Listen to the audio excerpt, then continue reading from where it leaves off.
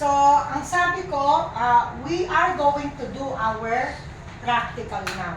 So, how are we going to apply what we have learned about our hand washing?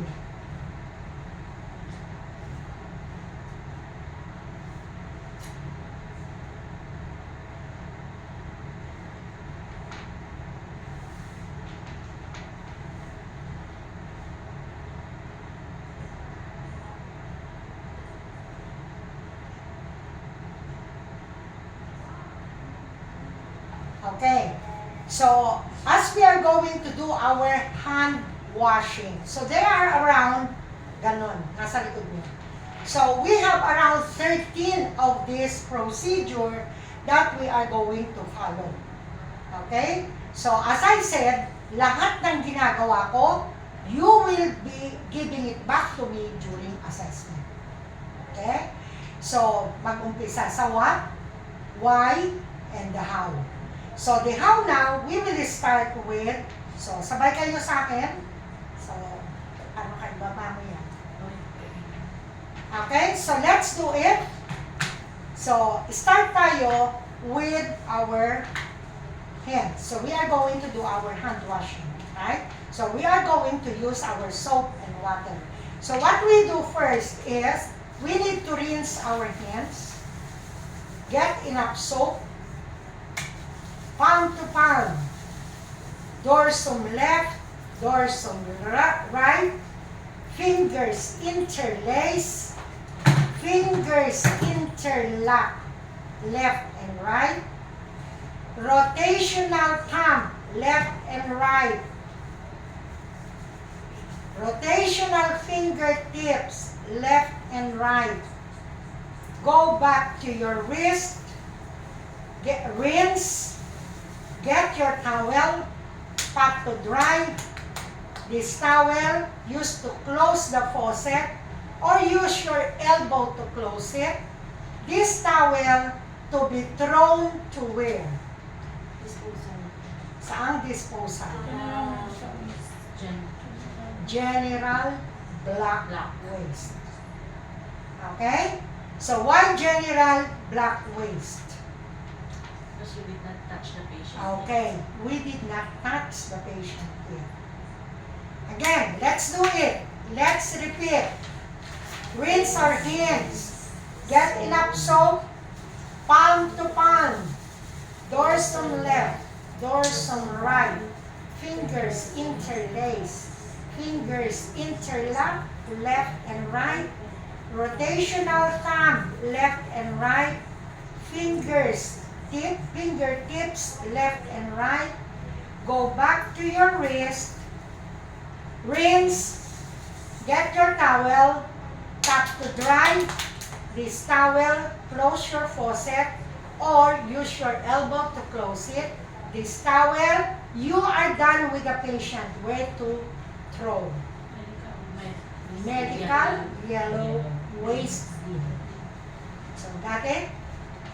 When you do not touch the patient and the patient surrounding, sa labas pa kayo, you throw it to the general waste bin, the black bin. But once you are with the patient at any moment, whatever you use with your hands to the medical yellow waste bin. Okay. Any question? Question ba? Okay, let's proceed to the hand rubbing or hand sanitizing. In hand rubbing or hand sanitizing, we are going to use our 60 to 90% of isopropyl alcohol or alcohol gel wrap solution. So what we are going to do, the same way, previously, the same 13 procedure as previous. But during the COVID, so the World Health Organization, they did a study. And they studied about how to make it short but more effective. So they found and they came along into 3 simplified hand hygiene technique and and they found that it is more effective than the 13 when it comes to hand rubbing or hand sanitizing. So how to do it? We have only 3. Okay, so let's do it. So, get enough gel. 1 is cover all the surface of your hands. 2, rotational fingertips left and right. 3, rotational thumb left and right. And back to the surface of the hands. And my hands are sanitized. 3. Paano yung ginagawa yung inyo? Ganun lang. Ganun lang, ma'am. Tapos ganun. O, diba? Kasi nga, binigay ko sa inyo yung noon, hindi kayo sumunod eh. Ha? Di dapat, since the time that we had our infection control ngayon, alam mo na. Diba? And you are practicing it. Hindi lang kayo ay baliwala lang. Okay? So, again, let's do it. Get enough gel. Cover all the surface of your hands. 1, rotational tips, left and right. Rotational fingertips. Fingertips. Thumb, rotational. 3, back to your wrist. Surface of the hands. Okay, so we need not to put a towel, let it dry. So if still more of it or a lot of the gel that you have placed, so just continue to do it. Okay, until it is dry. Okay? So any question with the hand hygiene? So I have given you what? I have given you 1. And this is the hand. Next, we will do our PPE. PPE stands for Personal Protective Equipment. So with the PPE, what is PPE? Is to cover our body, each part of the body. Why? Is to protect from getting infection and to prevent spreading. The same way with the hand hygiene. I forgot to tell you. Okay, so for the hand hygiene and for the hand rubbing, so we are going to have the same one. Why? Is to protect ourselves from getting infection and to prevent ourselves by spreading. So to protect and to prevent. Same way with the PPE is to protect and to prevent. Okay? So as I said, in the PPE, it covers every part of our body. So we have 7 types of PPE. We have the gown. We have the pair of gloves, hair cover, head cover, hair cover, shoe cover. We have our medical face mask, eye goggles, and our face shield. This is only optional. Okay, so we have 7 types of PPE. 7 types means, so as we said, to cover our each part of the body. All of this PPE in the healthcare, it's all soft. While in the other industry, like engineering, construction, what else, gas, oil, where else? They are using hard. So they have what? They have the hard face mask, they have the hard helmet, they have the hard gloves, they have the hard shield, they have the hard boots. So everything is hard. Okay? But for us, it's all soft. Okay? So, as I said, each one of these is being used to cover each part of the body. So we have our gown. So this gown is used to cover our body. Or the uniform. We have our gloves. It protects our hands. It covers our hands. We have the medical face mask to cover our nose and our mouth by inhalation and by ingestion. Nose to inhale, mouth to ingest. We have also our head cover to cover our head and hair. Our eye goggles to cover or prevent us from a splash of our microorganism or from the blood or any microorganism. We have our shoe cover to protect our shoes and our feet.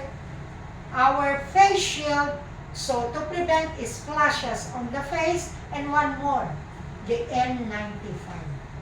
The N95 is what we are going to use to protect our nose and our mouth by inhaling the infectious microorganism. Okay? So wearing of this is based on 3 transmission precautions. You remember? What are the 3 transmission precautions? We said we need to protect each part of the body, so we need to wear our appropriate PPE. So, depending on transmission-based precaution. Contact precaution, droplet precaution, and airborne precaution. Okay, so we have 3. So we are going to wear our PPE based on that. We are not just going to wear everything in once. So according to the transmission-based precaution, because transmission means how the microorganism is transferred to one patient to another, to you, to them, from them to us. That is how it is transferred. So according or based on the transmission precaution, we are going to think of 3. Contact, we will be using our gown to protect our body and our uniform, our gloves to protect our hands for contact precaution. Because any body fluids, anything that we contact, so it will protect us from contacting them. So we have our droplets or respiratory precaution. Means we have our medical face mask and our N95. Okay? But, remove the N95. Medical face mask. So medical face mask is to protect, as I said, the nose and the mouth for ingestion, and ingestion by the mouth, inhalation by the nose. So this is a medical face mask. The normal face mask that we are using is not a medical face mask. A medical face mask is what we use inside of a healthcare facility. The one that you are buying is just a normal face mask. Why? What is the difference between the two? Layers. The layers. Okay, the layers for the normal is just only 1 fly. But the one that we are using in a medical is at least 2 or 3. Okay, to prevent us from inhaling and ingesting. We have also for our droplets, we have to use our eye goggles to prevent our eyes from any splash of microorganism or the splatter or the splash. So we have our optional, this is the face shield to cover the whole face. What else? We have our head cover to protect our hair, our head from any microorganism. And the last, we have our shoe cover to protect our feet and shoes. So the N95 is for the airborne transmission. And in airborne transmission, we want to protect ourselves from inhaling and ingesting microorganisms, okay, that will go to our lungs, directly to our lungs. So why it is airborne and why we are going to use N95, not the face mask, medical face mask. So why? Should fit your Kasi basic kung may, capacity. Di ba? like kung may, may TB, yung patient. Oo. Then, pag nag-cough sila, direct, kasi pag nag-cough, more, ilang meters, like, ganun yung yung N95 is cover niya lahat ng nose, mouth, tsaka fitted siya sa'yo. Okay. Unlike kung medical mask lang siya, open yung sides ng mask mo. Okay, so why? Why we are using N95 for our airborne precaution? So bakit, why do we need N95? Protect from infections. So bakit hindi pwede yung medical mask? Ano meron? What do we have? Airborne. Ha? It's airborne. That's why it is airborne. So what you are protecting, why you are wearing N95? Why you cannot wear the medical face mask? So, It's wow. contagious. Ha? It's contagious. So all of the thing that we are talking about is contagious, right? That's why we are wearing our PPE is to protect us from any of those what? Infectious or contagious or communicable diseases. And wearing PPE, we need to wear it in two techniques. The donning is putting on and doffing is taking out or removing. So now, back to what I'm asking. Why N95 to airborne? N95 protects us. We already learned about it in the theory. I am not supposed to give you now all these things. I am only with the practical now. Because this has an age of there is adjustment only suitable for you when you are asked to wear N95. It has a gauge to like exactly suitable for you. Anong For your suitable? respiration. Suitable for what? For your breathing, no? For your if you will notice that the N95 there is like a hole. Hmm. This one is N95 is air leak proof, airtight, and 95 and 299% filter. Okay. So N95, it's because one fit tester should do it for you. Okay? This fit tester is the one going to know whether how much of the microorganism you are protected. You. So because it is airtight, leak-free or leak-proof free, so means you are overly protected from incoming microorganism. Okay? So it will fit you. To fit you, you will not be suffocated. You will not die. Okay? So they will know how much of this microorganism you are protected. Okay? So now we are going to wear our PPE according to the donning and doffing. So if in the hospital, we are going to wear it only in an isolation room. Okay? It's not like COVID. Anybody is wearing COVID before. Everybody is wearing for those infected COVID. So like for example, the room, that is the room of the patient. So outside of the room, you will find signages. Signages, as I already talked to you before, like contact precaution, that contact signage is at the door. Means you know exactly what to wear. Right? If it is like droplets, the same way, it is there.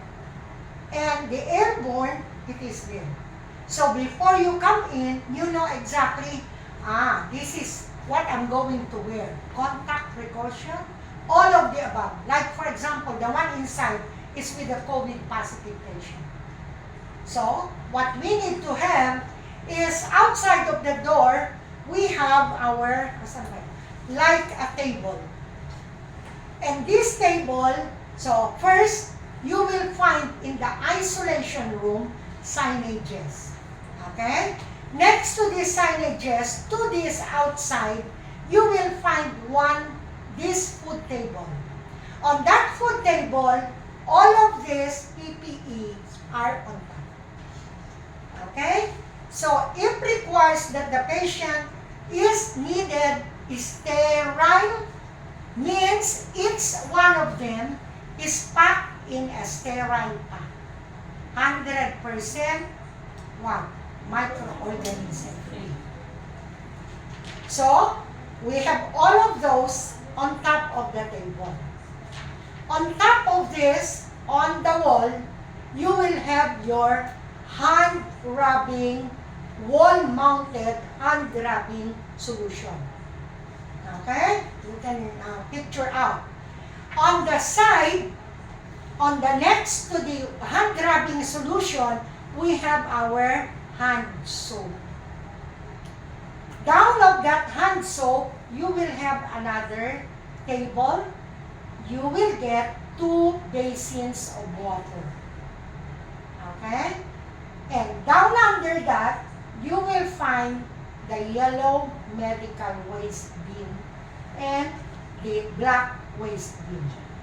Because if you will wash your hands before going to the black waste bin, general waste bin. And then, once you already come out or you have touched the patient from any other room, so you will wash it going to the medical waste bin. Now, so, in that scenario, you have seen it. Nakita nyo, imagine nyo. Right? So, like for example, the signage is all. Patient has contact, patient has airborne, patient has what? Droplets. So, what we need to do first, we have an acronym. Acronym means you need to put your, like for example, PR, the abbreviation. So, PR means pulse rate, right? So, in your own, so that it will be easy for you to understand, to memorize, we will place an acronym or an abbreviation. So, donning will start with hand hygiene. H, I will remember. After H, so we will do our gown. So as I said, if the patient is sterile, means requires sterile PPE, all of this is individual pack. So open the top, open it, always if it is sterile pack, open it on top. So I open on top. So this is packed in a sterile pack. So H, next G. For the gown, you take your gown like this. Okay? I don't want like that. Okay? Just put it with your 2 hands, spread it. pull it so that your hand will show. Sterile. I will not touch anything from outside. Second, put your hand inside. Pull it to take out. Next, take your back tie. Never hold it outside.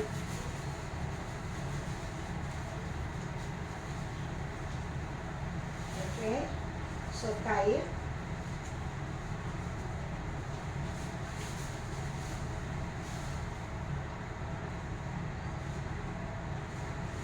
Next,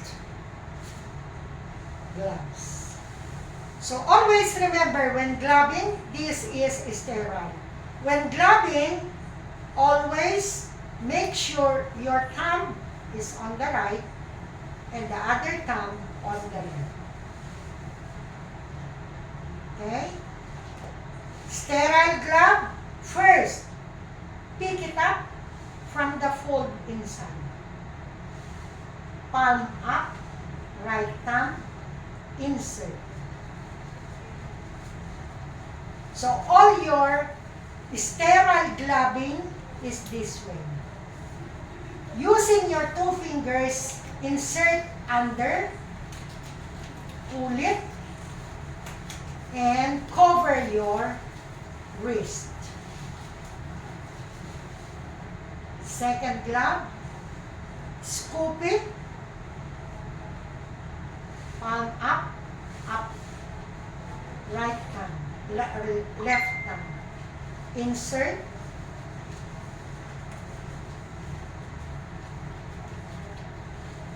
and the same way you pull it, but you are on top. Don't pull it outside, under. It's sterile, right? Cover your thumb, cover your wrist. Next, I'll wrap this one, my waist tie. Okay, I'll wrap it. Next, we have our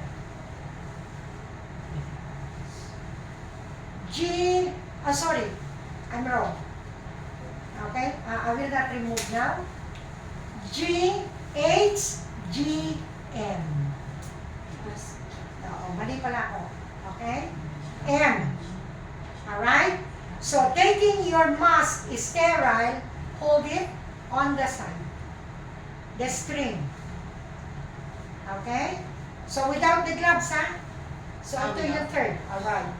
So, place it on your nose and mouth. Without the glove, ha? Without the glove. So, hand, fix it from inside and outside. Okay? Because wala pa akong gloves. This is sterile. Okay? So, without holding. Now, next is G. Gloves. After gloves, that's the time you tie. Okay? Next to this,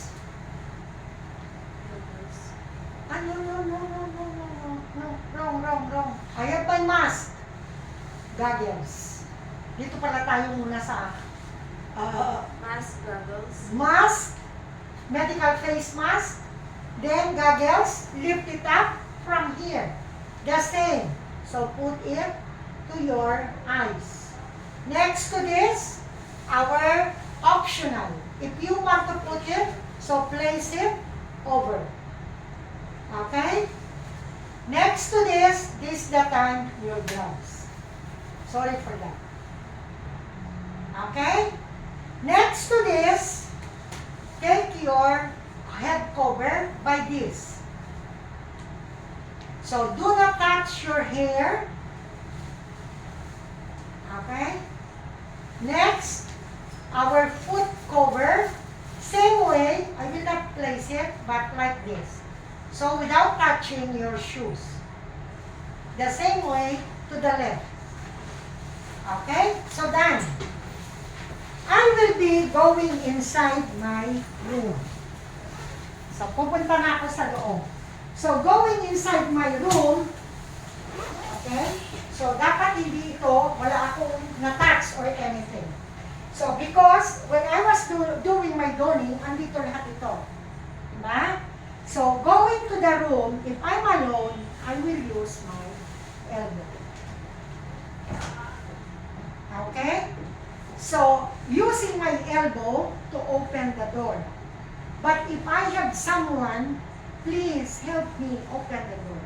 So, always hold it like this. Okay? So, till somebody is opening the door. Now, I went inside. So, I'm going to take care of my patient inside the room. So, I did something, everything there. Now, I'm done. I'm going out. So, I'm donning, I'm with Don, going in. Now, behind the door, there is a yellow medical waste bin. Behind that, andun ako ngayon, nakatayo. I'm standing behind the door. I will start to doving. So what I need to do first, my gloves. Pinch your gloves. Pull it. Clasp it. 2 fingers again. Pull it. Close to the top. Dispose to the medical waste bin. Okay? 1, 2. Down. So take off your gown.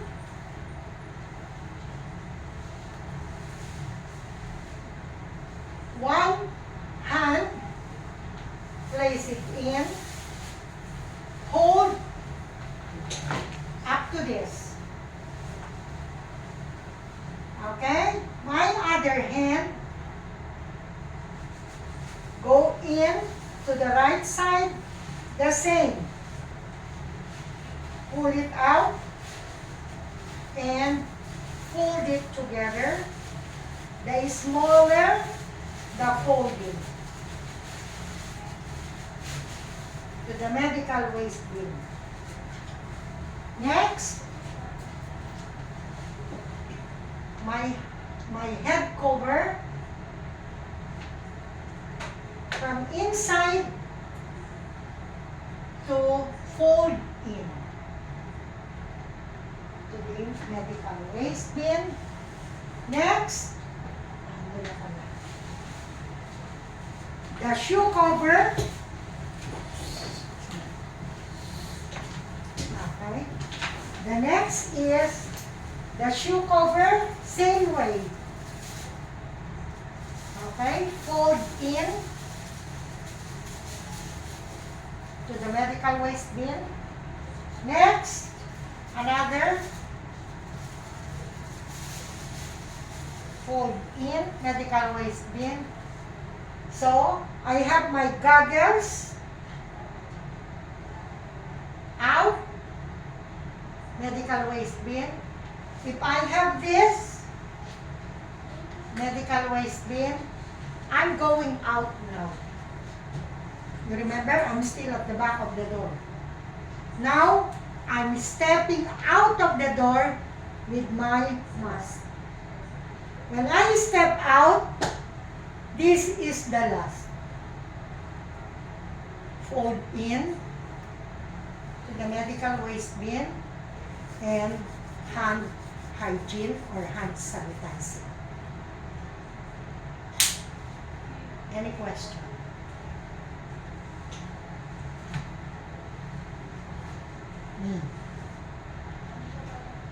Done?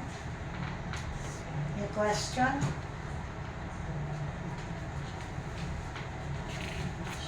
So your video, that's how you will review it. Okay? So kung paano yung binidyo nyo, yun kayo magre-review. Okay? So balikan nyo yung video nyo, paano ginawa. So according to that, susundan natin.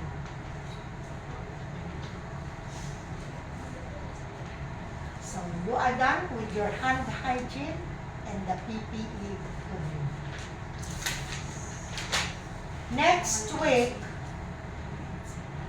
do it, and we will do another practical. Bukas po may pasok.